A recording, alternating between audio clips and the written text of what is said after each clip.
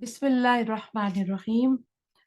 ऐसा है कि अक्सर बच्चियां शादी होकर दूसरे शहरों में चली जाती हैं और जब अपने मैके वापस आती हैं तो क्योंकि दीन का इल्म भी आ जाता है कि आप जब सफर कर रहे हो किसी अपने घर से दूसरी जगह चले जाएं तो आपने नमाज को पूरा नहीं पढ़ना बल्कि आप कसर करके नमाज पढ़ेंगे। और अल्लाह सुब्हानहू तआला को अपनी जो रुखसतें हैं दी हुई पसंद है जब बंदा उन रुखसतों पे अमल करता है। कुछ लोग ऐसा है कहते हैं कि आ, मैं पूरी नमाज पढ़ूंगी, वो सवाब की खातिर कहता है या जो भी, लेकिन अल्लाह ताला को पसंद होता है कि जब अल्लाह ताला ने हमको कुछ रुखसतें सहूलतें दी हुई हैं तो हम उनसे फायदा उठाएं। यही दीन इस्लाम है और this is beauty of Islam.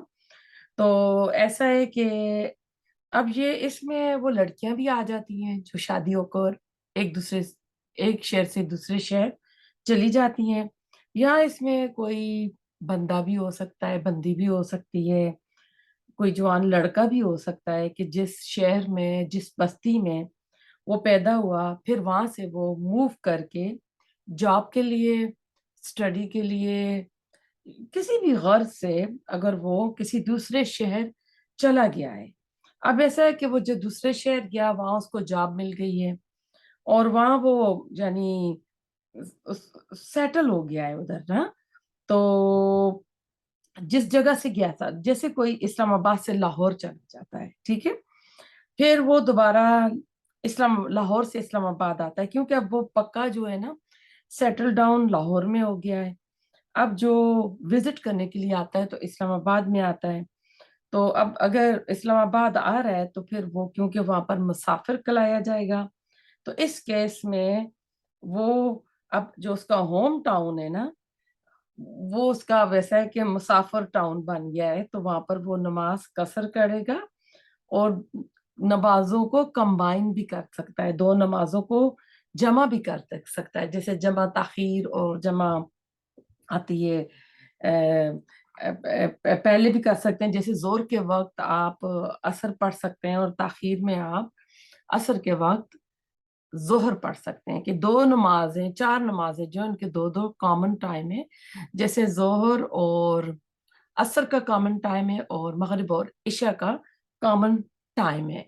तो इसलिए इन दो नमाजों को अगर वो सफर के लिए निकल रहा है और उसको यानी अंदेशिया है कि वो अम, जो असर की नमाज है सफर में नहीं पढ़ सकेगा, कहीं बाहर निकल रहा है, तो वो जोर के साथ असर को भी मिला के दो दो रकत। कसर क्या होती है, जो चार रकत है वो दो दो रकत हो जाते हैं, मगरिब की जो है वो तीन ही होंगी और फजर की सुन्नतें भी पढ़ेगा। हमारे यहाँ अक्सर ऐसा होता है कि फजर की सुन्नतें नहीं पढ़ी जाती। हदीस का मफहूम है, रसूलुल्लाह सल्लल्लाहु अलैहि वसल्लम ने फरमाया कि मुझे फजर की सुन्नतें दुनिया और माफिया से अजीज हैं।